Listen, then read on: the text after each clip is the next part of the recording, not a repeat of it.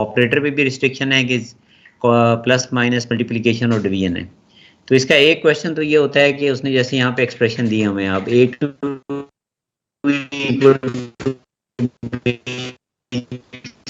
Plus 1 meet नहीं हो रहा, वहाँ पे असाइनमेंट जो है वो कॉलन इक्वल से बन रहा है, यहाँ पे सिर्फ इक्वल साइन दिया हुआ था पार्ट 1 के अंदर। फिर अगर हम आगे चल के देखें तो B3 colon equal B3 minus 20 क्या आ सकता है 203।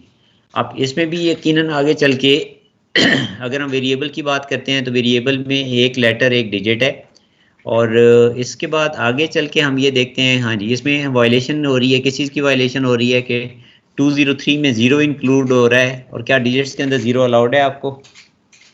नहीं सर, नहीं है। ठीक है, तो इस तरह से आपको इसके रूल्स डिफाइन किए गए हैं। अब चल के आपने आगे इसका BNF फॉर्म लिखना है। BNF फॉर्म का मतलब ये है कि ये एक नोटेशन फॉर्म है जिसके अंदर आपने इसके रूल्स को जो है वो मतलब प्रॉपर वे में क्या लिखना, क्या करना है, मैनेज करना है जी। तो मैं इसमें कुछ लिखे हुए रूल्स हैं, जिन रूल्स को मैं आपसे ऑलरेडी कॉपी पेस्ट करके जस्ट शेयर कर लेता हूँ ताकि हमारा टाइम जो है वो बच जाए और हम ज़्यादा से ज़्यादा क्वेश्चंस की तरफ जो है वो मूव कर लें। तो पहली स्टेटमेंट जो थी वो दी गई है आपको किस चीज़ के हवाले से, ये देखें जी, असाइनमेंट स्टेटमेंट। ये डबल कॉलन इक्वल के लिए हम इसको क्या पढ़ते होते हैं, आपको याद होगा, इसको हम कहते हैं is to be defined as, ठीक है। और इसके बाद हम देखते हैं कि जी वेरिएबल के लिए variable colon equal variable operator और नंबर, यही डेफिनेशन हमारी यहाँ पे सिंटेक्स डायग्राम फॉर्म में दी गई है, variable colon equal variable operator and number. लेकिन सिर्फ लिखने का स्टाइल जो है वो अपने अकॉर्डिंगली यहाँ पे चेक करना है। अब वेरिएबल डेफिनेशन वहीं से ली हुई है कि variable is to be defined as letter plus number है, number is to be defined as single digit हो सकता है या डिजिट प्लस नंबर हो सकता है। अब ये बेसिकली इसको डिजिट प्लस नंबर इसलिए कहते हैं कि अगर कोई भी एक फिगर फॉर एग्जांपल गिवन है, मैं कहता हूँ कि जी यहाँ पे 2 3 4 5 1, ठीक है, ये 2 3 5 1 एक हमारे पास गिवन क्या है, नंबर है। अब इसको हम कैसे चेक करेंगे, तो इसको चेक करने का वे आउट ये होगा कि इसमें हम इस सिचुएशन में 2 को क्या कंसिडर करेंगे, डिजिट, और बाकी 3 5 1 को क्या करेंगे, इसके अंदर ये बेसिकली रिकर्सिव कॉल होती है, कॉल टू इटसेल्फ होती है। तो 3 5 1 क्या हो जाएगा, नंबर आ जाएगा, दोबारा नंबर की डेफिनेशन पे आ जाओगे। सेकंड गो में जब जाओगे तो सेकंड गो में आप 3 को कंसिडर करोगे नंबर, और सॉरी डिजिट, और 5 1 को क्या कंसिडर करोगे, 5 1 को आप क्या करोगे, डिजिट कंसिडर करोगे, सॉरी नंबर कंसिडर करोगे। फिर रिपीट करोगे, 5 को डिजिट कंसिडर करोगे, 1 को नंबर में करोगे, और आखिर में चूंकि सिंगल 1 रह जाएगा तो सिंगल 1 को एज अ क्या ले लोगे, डिजिट ले लोगे, ठीक है। इसी तरह से लेटर की डेफिनेशन में आपने इसको यूं पढ़ना है कि letter is to be defined as A और बी और C, digit is to be defined as 1 और 2 और 3 और 4 और 5, और ऑपरेटर की भी उसने डेफिनेशन दी हुई है, operator is to be defined as plus और माइनस और मल्टीप्लिकेशन और डिवीजन, ठीक है। तो बताओ जी, अब इसमें से क्या चीज़ है जो आपको नहीं समझ आई है? सर लाइक सबसे पहले बस मतलब जो कॉलन और इज इक्वल टू सब वो डालना होता है, डबल जी, कॉलन। मतलब जो रूल है, जो रूल के हिसाब से चलना है। अब इसका बेस्ट ऑप्शन ये है कि ये क्वेश्चन आप सामने रखें और क्वेश्चन में दोनों एंगल देखें, सिंटेक्स डायग्राम भी देखें और इसकी BNF के अंदर भी देखें। तो BNF के अंदर रूल डिफाइन करने हैं, एक प्रॉपर एक इसका पैटर्न फॉर्मेट है जिसके तहत लिखने हैं, और उसके अंदर जो बेसिक रूल्स क्वेश्चन में गिवन होते हैं उन रूल्स को सामने रखते हुए इसको प्रोसीड करना है। इस क्वेश्चन के पार्ट में अगर आपको कोई प्रॉब्लम आ रही है तो ये बताएं कि इसमें क्वेश्चन के अंदर हमें क्या इशू आ रहा है। ये जो क्वेश्चन इस वक्त करंटली आपके सामने ऑन स्क्रीन जो है वो डिस्प्ले के ऊपर है। समझ आ गया सर, ठीक है। बात जी, सॉरी, मेंटिसा की रिवीजन को 6 दफ़ा तो मैं क्लास में करवा चुका हूँ। अगर अभी भी कोई गुंजाइश की ज़रूरत है तो बताओ, मैं हाजिर हूँ। नहीं बताएं ना, उसमें ज़रूरत किस चीज़ के ऊपर ज़रूरत है, मुझे ये चीज़ समझ नहीं आ रही है।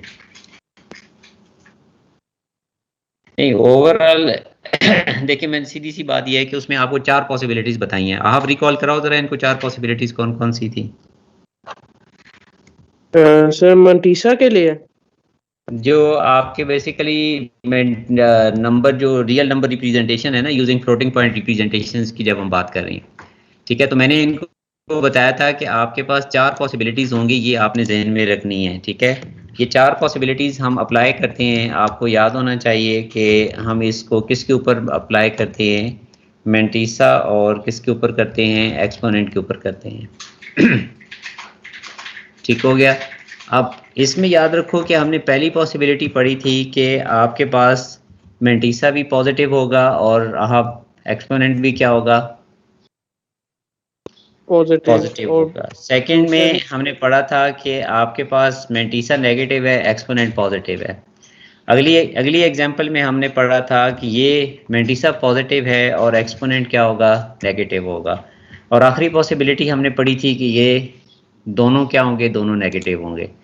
अब कोई भी हम पॉजिटिव नंबर अगर ले लेंगे काजिम, तो इसमें पहली वाली कंडीशन अप्लाई हो जाएगी। फॉर एग्जांपल आप कहते हो कि जी 20 + 21.75, ठीक है, + 21.75, तो इसमें दोनों क्या आ रहे हैं, दोनों पॉजिटिव आ रहे हैं, ठीक है।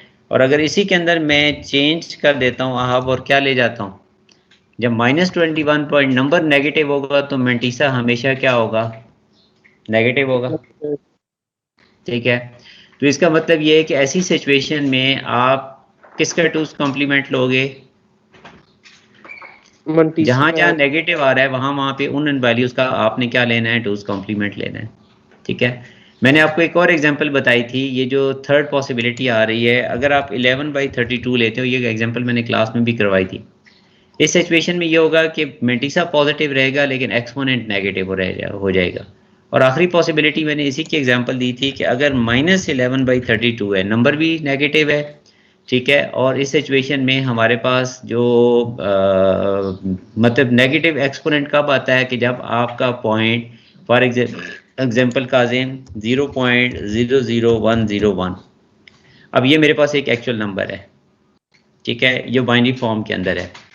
अब इसमें जब मैं इसको नॉर्मलाइज करने की बेसिकली अपना मूव करूंगा पॉइंट, तो मैं राइट के ऊपर जा रहा हूँ या नहीं जा रहा हूँ, तो 0.101 इंटू 2 रेज़ पावर क्या हो जाएगी जी, मल्टीप्लाई बाय, ठीक है, मैं यहाँ पे वो टाइप नहीं कर सकता, लेकिन ठीक हो गया। तो मैं जब राइट पे जा रहा हूँ तो काजिम क्या इम्पैक्ट आया मेरे पास, नेगेटिव में, पावर नेगेटिव में चली गई है, ठीक है। अब जहाँ जहाँ नेगेटिव में ले रहा हूँ, तो नेगेटिव के लिए मैंने इनको बताओ भाई क्या रूल बताया हुआ यार, ठीक है। जहाँ जहाँ नेगेटिव वैल्यूज़ आ रही हैं मेरे भाई, तो उन नेगेटिव वैल्यूज़ को मुझे आप कौन से मेथड से रिप्रेजेंट करना है, कौन से मेथड से रिप्रेजेंट करना है, ठीक है। तो मेरे भाई मुझे इन तमाम वैल्यूज़ को किस फॉर्मेट में लेके जाना है, मुझे 2's कॉम्प्लीमेंट फॉर्म में लेके जाना है, ठीक है। अब 2's कॉम्प्लीमेंट फॉर्म में इसका मतलब ये है कि इस सिचुएशन में मैं किस किस चीज़ को 2's कॉम्प्लीमेंट फॉर्म में लेके जा रहा हूँ। तो मेरे भाइयों आपके पास ये देखें जी, ये जो वैल्यू है इसको मैं किस में लिखूँगा, 2's कॉम्प्लीमेंट फॉर्म में लिखूँगा, ठीक है। इसी तरह से काजिम ये जो वैल्यू है, इस वैल्यू को मैं किस फॉर्म में लिखूँगा, 2's कॉम्प्लीमेंट फॉर्म में लिखूँगा। इसके अंदर जो मेरे पास इसी तरह से आपका भला हो जाए, ये जो वैल्यू है ये मैं 2's कॉम्प्लीमेंट फॉर्म में लिखूँगा, ठीक है। ये जो वैल्यू है ये मैं किस में लेके जाऊँगा, मैं 2's कॉम्प्लीमेंट फॉर्म में लेके जाऊँगा। तो ये वो काजिम तावीज़ है जो आपके माइंड में क्लियरली होना चाहिए जब आप इन तमाम पॉसिबिलिटीज़ को क्या करोगे, जहन में रखोगे मेंटिसा एक्सपोनेंट फॉर्म के लिए, ठीक है जी। अब इन पॉसिबिलिटीज़ के हिसाब से हमारे पास जो है वो आगे चलेंगे हम, तो हम इसमें क्या देख रहे हैं जी, 4 पॉसिबिलिटीज़ देख रहे हैं। तो इन 4 पॉसिबिलिटीज़ को लेके हम आगे कोई भी क्वेश्चन जो है वो करेंगे। अब इसमें 2 तरह की कासिम पॉसिबिलिटीज़ हैं। एक पॉसिबिलिटी ये है कि आप डेनरी टू, जब भी क्वेश्चन आएगा तो क्वेश्चन के अंदर 2 पॉसिबिलिटीज़ हैं, ठीक है जी। पॉसिबिलिटी नंबर 1 ये है कि आपको गिवन नंबर किस फॉर्म के अंदर होगा कासिम, डेनरी टू हमने किधर जाना है, डेनरी टू किधर जाना है मेरे भाई, हमने डेनरी टू बाइनरी जाना है, ठीक है। तो दूसरी सिचुएशन जब हम देखेंगे, तो दूसरी सिचुएशन में हमारे पास नंबर ऑलरेडी किस फॉर्म के अंदर है, बाइनरी है, तो हमने वापस किधर जाना है, बाइनरी से हमने किधर जाना है भाई, बाइनरी की तरफ जाना है। अब ये जो क्वेश्चन गिवन है, इस क्वेश्चन के अंदर ऑलरेडी ये जो गिवन फिगर है ये हमें बाइनरी फॉर्म में गिवन है। अब मैंने एक चीज़ और भी बताई हुई थी कि जब एक गिवन नंबर बाइनरी में होगा तो सबसे पहले उसका मेंटीसा देखोगे, और आप बताओ कि मेंटीसा में क्या चीज़ देखोगे, फर्स्ट 2 बिट्स देखोगे। अगर वो नॉर्मलाइज है, फर्स्ट 2 बिट्स क्या होनी चाहिए, जब भी नॉर्मलाइज होगा तो फर्स्ट 2 बिट्स क्या होनी चाहिए, डिफरेंट सर, डिफरेंट होनी चाहिए, चेंज नहीं होनी चाहिए, डिफरेंट होनी चाहिए। नेगेटिव के लिए 1 0 होना चाहिए, पॉजिटिव के लिए 0 1 होना चाहिए। ये वाली जो गिवन फिगर है ये, इसका मतलब ये है कि ये नंबर नेगेटिव है। कैसे पता चला, इसका मेंटीसा 2's कॉम्प्लीमेंट फॉर्म में है। जब लेफ्ट 2 बिट्स डिफरेंट होंगी, 1 0 होंगी, तो वो 2's कॉम्प्लीमेंट फॉर्म की रिप्रेजेंटेशन होगी। एक्सपोनेंट का डेनरी आपने क्या ले लिया हुआ है, 5 ले लिया हुआ है, ठीक है। अब जो आपके पास गिवन ये जो नंबर इन बाइनरी आ रहा है मेंटीसा का 1 0 1 1 0 0 1 1 0 1 0, मैंने आपको ये बताया हुआ है कि जब आपको एक नंबर नेगेटिव बाइनरी फॉर्म में गिवन है, वापस ओरिजिनल लाने के लिए उसका दोबारा से हम क्या लेते हैं, आप फिर से हम उसका 2's कॉम्प्लीमेंट लेते हैं या नहीं लेते, ठीक है लेते हैं सर। तो ये 0 1 0 0 1 1 0 0 1 0 1 ये आपका 1's कॉम्प्लीमेंट आ गया। और इस 1's कॉम्प्लीमेंट में आप फाइनली क्या ऐड करते हैं हमारे पास, ठीक है, हम इसमें फाइनली 1 ऐड करेंगे जी, ठीक हो गया। तो इसका मतलब है ये कि जब हम इसमें 1 हम ऐड करेंगे तो इसका मतलब हमारी आउटपुट में क्या आ जाएगा, 1 + 1, ठीक है, 0 और 1, तो ये 0 1 0 0 1 1 0, और उसके बाद 1 + 1, ठीक है जी, ये आएगा 1 और 1 0, ये आ जाएगा ये ठीक है। अगर किसी को ये 2's कॉम्प्लीमेंट फॉर्म वापस कन्वर्ट करने की बात समझ में नहीं आई तो मुझे बता दें जी। ये ओरिजिनल नंबर था, इस ओरिजिनल नंबर को हमने 2's कॉम्प्लीमेंट फॉर्म में ले गए। 2's कॉम्प्लीमेंट फॉर्म में ले जाने का फॉर्मूला आई होप सबको याद होगा। हमने पहले इसका 1's कॉम्प्लीमेंट लिया और फिर उस 1's कॉम्प्लीमेंट में हमने 1 क्या किया, हमने 1 ऐड किया, ठीक है। हमने क्या किया काजिम, ऐड, हमने क्या किया जी, उसके अंदर 1 किया, ठीक है। अब इसमें याद रखो कि ये तो हमें अंडरस्टूड है कि हमारा जो पॉइंट है वो पॉइंट हमेशा किधर होगा मेरे भाई, ठीक है। तो वो पॉइंट हमेशा between first and second digit के दरमियान होगा। ये हम हमेशा पॉइंट को यहाँ पे अज्यूम करेंगे, ठीक है। अब इधर से ये देखो हमारा एक्सपोनेंट 5 है, तो हमें इस पॉइंट को कितने प्लेसेस राइट पे लेके जाना है, पॉजिटिव साइड पे, 1 2 3 4 एंड 5। इसका मतलब ये है कि ये पॉइंट यहाँ पे आ जाएगा। अब ये पॉइंट यहाँ पे मूव करने से ये जो गिवन नंबर है इसकी फाइनल फॉर्म मेरे पास बनेगी 1 0 0 1 1.00 110।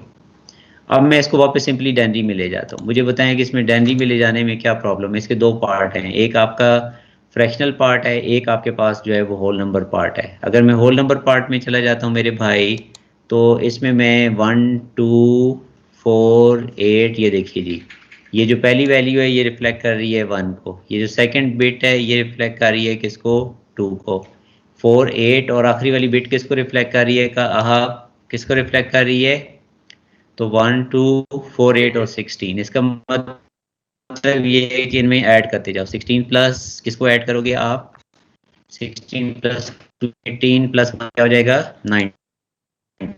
ये जो गिवन फिगर है ये -19, ठीक है, -19, ये तो हमने इसका इंटीग्रल पार्ट ले लिया। अब राइट की तरफ चले जाओ, 1/2 1/4, ये वाला जो बिट है ये 1 किसको रिफ्लेक्ट करेगा, 8, और प्लस 1 किसको रिफ्लेक्ट करेगा का साहब, 16, ठीक है। तो 1/8 और 1/16 का आप ले लो एलसीएम, तो ये आ जाएगा -19 होल 3 क्या आ जाएगा, 3/16। आप यही आता है ना, यस सर। ये मैंने अभी आपको बताया है, जब बात को बताते हैं तो क्यों नहीं सुनते हो। मेंटीसा की 2 लेफ्ट बिट्स यहाँ से आपको कभी कंफर्म कराई हैं यार। अगर वो 1 0 होंगी डिफरेंट होंगी तो इसका मतलब ये है कि ये किस चीज की रिप्रेजेंटेशन है मेरे भाई? गिवन नंबर क्या था? क्योंकि अभी आपको बताया है कि जब मैंटीसा नेगेटिव होगा वो टूज कॉम्प्लीमेंट फॉर्म में होगा, जब भी टूज कॉम्प्लीमेंट फॉर्म के अंदर होगा तो लेफ्ट मोस्ट बिट 1 होगी, लेकिन नॉर्मलाइज होने की वजह से हमने ये रूल डिफाइन किया हुआ है कि आपका मैंटीसा की टू लेफ्ट मोस्ट बिट्स अगर डिफरेंट हैं, 1 0 है तो नंबर नेगेटिव है, डिफरेंट है 0 1 है तो नंबर पॉजिटिव है। इसी तरह से आपको एक चीज और भी कंफर्म की हुई है कि अगर आपके पास ये जो एक्सपोनेंट की लेफ्ट मोस्ट बिट है 0 है तो ये एक्सपोनेंट पॉजिटिव है, और अगर ये 1 है तो ये एक्सपोनेंट नेगेटिव है। क्यों नेगेटिव है? क्योंकि हमारे पास जो है वो जो भी नेगेटिव नंबर होगा वो हमेशा टूज कॉम्प्लीमेंट फॉर्म में आएगा, और टूज कॉम्प्लीमेंट फॉर्म की जो लेफ्ट मोस्ट बिट है वो हमेशा 1 होगी। पता चला? कोई नहीं।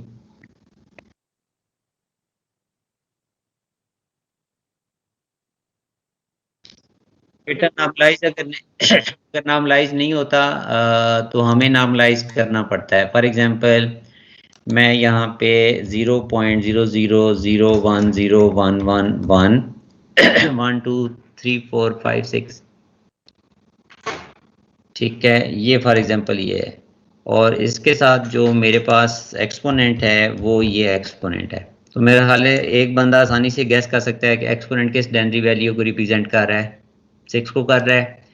अब इसमें नॉर्मलाइज लेने के लिए मेरा point 3 places to the right move कर जाएगा।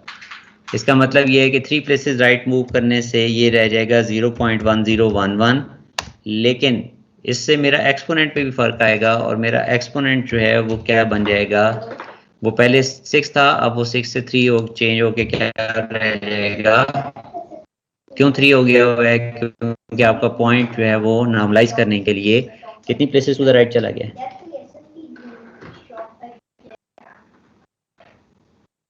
कितनी प्लेसेस टू द राइट गया है भाई? 3 प्लेसेस गया है या नहीं गया? हाँ जी। तो ये 3 प्लेसेस टू द राइट जाने से क्या इसके 3 प्लेसेस राइट मूव करने से एक्सपोनेंट पे फर्क पड़ेगा या नहीं पड़ेगा? पड़ेगा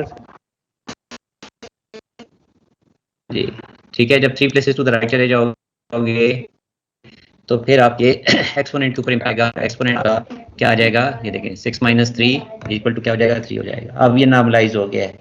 कैसे पता चला है कासिम नॉर्मलाइज हो गया है? इसकी लेफ्ट 2 बिट्स चेक करो, ये दोनों बिट्स, ये देखो ये दोनों बिट्स डिफरेंट हैं, और पॉजिटिव के लिए ये दोनों बिट्स क्या हैं आपकी?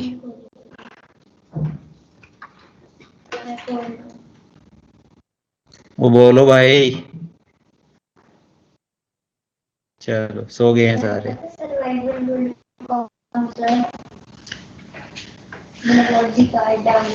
वो को हाँ ना कर दो, आवाज आ रही है मेरी? अब बताएंगे, ठीक है। तो वो बजी साहब सबसे ज्यादा रौला डालते हैं। बजी साहब क्लास में को तो है नहीं है।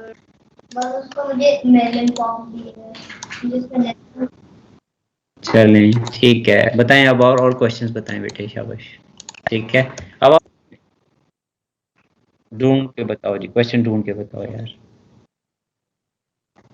सर बस मुझे आपसे एक चीज डिस्कस करनी थी कि जो स्टेटमेंट वाले क्वेश्चंस होते हैं, स्पेशली जो नेटवर्क और कम्युनिकेशन के सवाल और ऑपरेटिंग सिस्टम के चैप्टर से आते हैं सर, उस पर थोड़ा मुश्किल होती है, इन द सेंस के मार्क्स स्कीम के मुताबिक कितना हम जवाब दे सकते हैं। देखिए वो नंबर ऑफ पॉइंट्स, आप 3-4 क्वेश्चन सामने रखें, उनकी मार्किंग स्कीम रखें, अपने पॉइंट्स जो प्रोड्यूस किए हुए हैं, और मार्किंग स्कीम के अंदर आप अपने पॉइंट्स कंपेयर करके देखें, ठीक है। तो वो अल्टीमेटली आपको उन पॉइंट्स के ऊपर जो है वो आइडिया हो जाता है। फॉर एग्जांपल मैं आपको ऑपरेटिंग सिस्टम का कोई क्वेश्चन उठा के दे देता हूँ, ठीक है। इसमें वैसे ये ले जी, ठीक। तो अब ये जैसे guest operating system and host operating system के दरमियान में 2 मार्क्स हैं, 2 पॉइंट्स ऑफ डिफरेंसेस चाहिए। जितने मार्क्स होंगे उतने पॉइंट्स ऑफ डिफरेंसेस चाहिए होंगे। तो उसी हिसाब से आपने फिर चीज़ों को क्या करना है, मैनेज करना है। आप 2-3-4 क्वेश्चंस उठा के देख लें, अपने पॉइंट्स आपने जो लिखे हुए हैं मुझे भेजे, मैं आपको असेस या एवेल्युएट करके भेज दूंगा। सर हाँ जी, मैंने चेक कर लिया हुआ है। ये आपने बेसिकली प्रोटोकॉल वाला क्वेश्चन भेजा है। ये आपके एप्लीकेशन लेयर प्रोटोकॉल्स हैं, HTTP POP3 SMTP है। Browser send request for a web page to a web browser HTTP के थ्रू भेजता है। POP3 जो है वो email client download and email receive करने के लिए POP3 हम यूज करते हैं। SMTP के दो रोल हैं, client to server, server to server. तो email client sends email to email server है, और फिर email server to for another email server. For example मैंने काजिम को ईमेल भेजी है, काजिम हॉटमेल पे है, मैं जीमेल पे हूँ। तो इसमें पहले क्लाइंट टू सर्वर, काजिम अपने सर्वर से कम्युनिकेट करेगा, फिर सर्वर टू सर्वर होगा, और फिर सर्वर टू क्लाइंट होगा। क्योंकि बाज़ केसेस में आपके दोनों क्लाइंट सेम सर्वर पे हो सकते हैं, बाज़ केसेस में दो डिफरेंट सर्वर्स इन्वॉल्व हो सकते हैं। ये ठीक है कादिम आपका क्वेश्चन? ठीक है सर। ठीक है, तो उसमें आप अपने आप नंबर ऑफ पॉइंट्स के ऊपर आप चलोगे। आप इधर ही है। हाँ जी, यस सर, थैंक हाँ यू जी, सर। आप नंबर ऑफ पॉइंट्स प्रोड्यूस करके मुझे भेज दो। जिस क्वेश्चन में आपको कंफ्यूजन होती है मैं उसको क्लियर कर दूंगा आपके लिए। Okay sir. ठीक है, अब आप काजिम ये मेंटिसा एक्सपोनेंट के सारे क्वेश्चंस आज कर दो, ताकि आपके अगर किसी क्वेश्चन में स्पेसिफिकली प्रॉब्लम है तो मुझे बताओ, मैं हेल्प कर देता हूँ। मैं उसके इंडेक्स से ढूंढ रहा हूँ।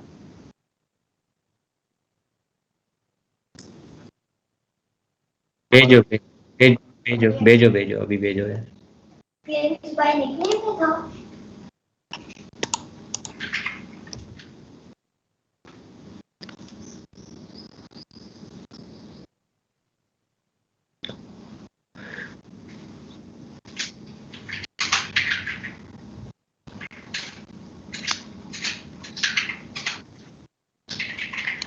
जी अभी उठा लेते हैं मेरे भाई। हाँ। अच्छा काजिम, ये जो क्वेश्चन है ये आपका बेसिकली असेंबली लैंग्वेज वाले पार्ट से है। इसमें चलें जी, इसके अंदर ये देखें बाइट 1 एंड बाइट 2 दिया हुआ है और उनकी पोजीशंस भी बताई हुई हैं। डी पार्ट 1 में ये कहता है कि accumulator is loaded with the value of byte 1 from location 106। ठीक है, इसका मतलब ये है कि लोकेशन 106 के ऊपर जो कंटेंट पड़ा हुआ है आ जाएगा। Write the assembly language instruction to check whether the reading in byte 2 came from location 4। अब ये यहाँ से क्वेश्चन इसको उठाना मुश्किल है, ये जब तक आप पूरा क्वेश्चन सीक्वेंस पे नहीं लेके चलोगे। अच्छा, अब इसका मतलब ये है कि आपके पास जो आप ये देखें ना कासिम के इसमें लोकेशन जो दी हुई हैं वो बाइट एक minute, write the assembly language instruction to check whether the reading in byte 2 came from location 4। अब असल में आप में इसमें ये करना होगा कि आपको मैंने ऑपरेटर पढ़ाए थे बिट वाइज, 3 ऑपरेटर, एंड, और, एंड, नॉट। ठीक है, एक मिनट आ जाए, ये क्वेश्चन मेरे पास खुला हुआ है, शायद मैं इसको अभी यहाँ से उठा सकूँ। रेड को लेना इतना मुश्किल नहीं है, इतना मुश्किल नहीं है रेड को लेना। ये P3 का क्वेश्चन, P3 का क्वेश्चन है किसका है ये कासिम क्वेश्चन कौन सा वाला ईयर का है जरा बताओ। नहीं वो तो मुझे भी कंफर्म है कि P3 का ही है। मैं एक मिनट इसको फिर उठा लेता हूँ। ये वो असेंबली लैंग्वेज का क्वेश्चन है और इसके ऊपर आपके bit wise manipulation operator apply होते हैं, एंड, और, या नॉट। तो उस लिहाज से लोकेशन के हिसाब से ना आपको ये ठीक है, ये बेसिकली ये इसी का ही है।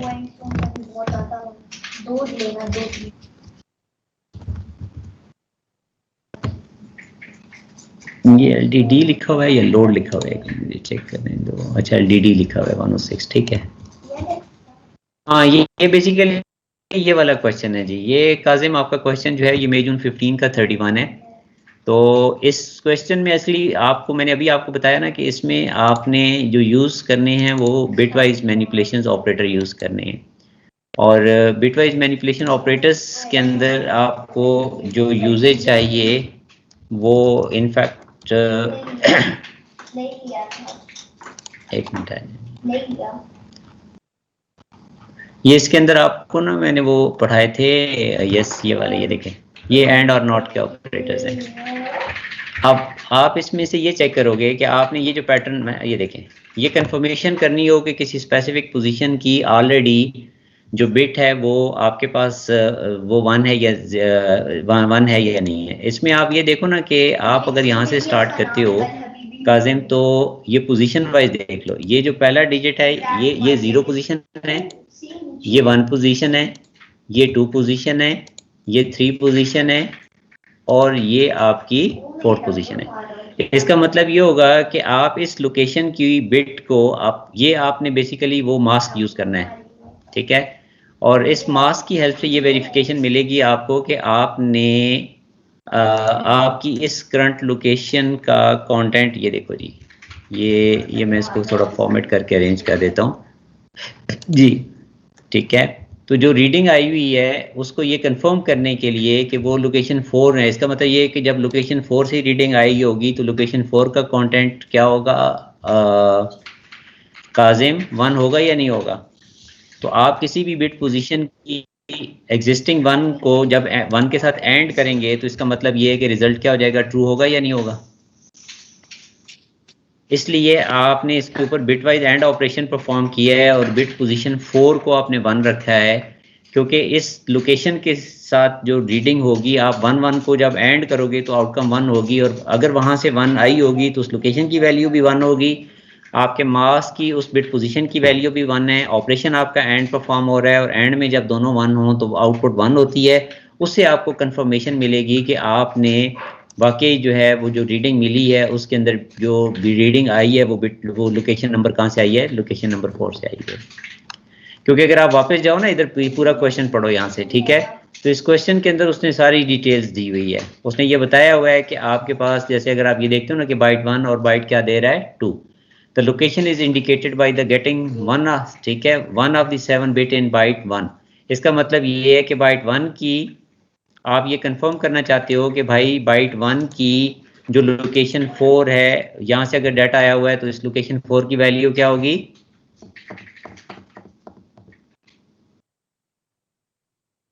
1 होगी। और आप इसके ऊपर जो एंड ऑपरेशन परफॉर्म कर रहे हो उसमें भी आप अपनी जो मास्क है उस मास्क के अंदर भी लोकेशन 4 को 1 रख रहे हो। तो एंड की फॉर्म में 1 1 आपको फाइनली आउटपुट क्या देता है, 1 देता है।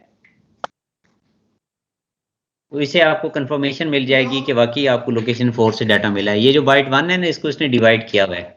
उसने डिवाइड ऐसे किया हुआ है कि आपकी जो पहली बिट है वो इंडिकेट कर रही है एक और बात को। वो क्या कर रही है, ये जो बिट है ये वाली, ये एक और इंडिकेशन दे रही है, और वो ये दे रही है ये एक फ्लैग वैल्यू है, ठीक है। Bit 0 of byte 1 act as a flag, initial value is 0, when the reading has been processed it change to, क्या होगा, शुरू में जब कंटेंट आएगा बेटे तो यहाँ से ये देखें, ये पहले शुरू में क्या है, 0 है। फिर बाकी ये, इसका मतलब ये है कि ये देखो, मैं आपको ये वैल्यूज डाल के इसकी इंटरप्रिटेशन बता देता हूँ कि इस वक्त ये जो बाइट 1 है, इस बाइट 1 में डाटा कौन सी लोकेशन को इंडिकेट कर रहा है, तो लोकेशन 4 को कर रहा है। और इसकी पहली बिट का स्टेटस 0 है, इसका मतलब ये है कि अभी तक डाटा प्रोसेस नहीं हुआ हुआ। और बाइट 2 के अंदर जो है वो रीडिंग होगी। Byte 2 contain the temperature reading, ठीक है। फॉर एग्जाम्पल इस वक्त बाइट 2 के अंदर 0 0 1 1 0 0 1 एंड क्या पड़ा हुआ है, 0। इसका मतलब ये हुआ कि ये डाटा जो टेम्परेचर वैल्यू है, 2 को ऐड करो 4 8 16 और किसको ऐड कर लो, 32 को ऐड कर लो। इसका मतलब ये है कि ये आपका जो कंटेंट आया हुआ है ये लोकेशन 4 से आया हुआ है, अभी तक प्रोसेस नहीं है। और इसका जो टेम्परेचर है वो टेम्परेचर वैल्यू 32 + 2 कितनी होगी, 34 होगी। आगे बात समझ में कि नहीं आई। तो ये मैंने आपको बिटवाइज मैनिपुलेशंस के 3 ऑपरेटर पढ़ाए हुए हैं। एक मैंने आपको पढ़ाया हुआ है एंड, एक मैंने आपको पढ़ाया हुआ है और एक मैंने आपको ज़ोर भी पढ़ाया हुआ है, ठीक है। ज़ोर मैंने आपको स्पेसिफिकली बताया था कि जब आप ज़ोर अप्लाई करते हो तो वो बेसिकली वंस कम्प्लीमेंट लेने के लिए इसको मतलब ज़ोर की रूल के हिसाब से अप्लाई होता है। लेकिन आमतौर पे जब हम किसी भी गिवन डाटा को ज़ोर के साथ ज़ोर करें 1 1 1 1 1 1, तो ये आप याद है आपको इसका पर्पस क्या बताया हुआ है मैंने, कैसे वंस कम्प्लीमेंट मिलता है आपको। आप इधर ही चला हाँ जी, आपको याद होना चाहिए कि ये मैंने आपको बताया हुआ है कि ये जब कॉम्बिनेशन आप किसी भी एग्जिस्टिंग बाइट के साथ करते हो तो उससे गिवन बाइट का वंस कम्प्लीमेंट आ जाता है, ठीक है। और वंस का मतलब फॉर एग्जांपल एक कंटेंट है, मैंने उसका टूज कॉम्प्लीमेंट लेना है, तो पहले उस कंटेंट को ज़ोर एफएफ के साथ मीन 1111 के साथ ज़ोर करूंगा और उसमें ऐड 1 करूंगा, तो ऑटोमेटिकली कंटेंट क्या बन जाएगा, आहा टूज कॉम्प्लीमेंट बन जाएगा। तो ये मैंने आपको ये मॉनिटरिंग एंड कंट्रोल सिस्टम वाले चैप्टर के एंड के ऊपर ये सारा कॉन्सेप्ट जो है वो आपको मैंने क्लियर किया हुआ है, लेकिन आप फिर से देख सकते हो, अगर अभी भी नहीं समझ में आया तो काज़िम एक दफा फिर बताओ मुझे।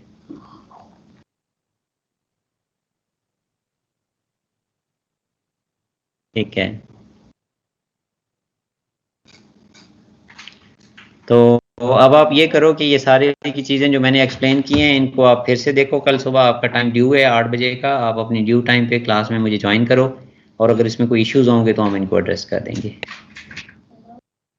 ठीक हो जाएगा जी, चलें जी, अल्लाह हाफिज़, टिल टुमारो जी।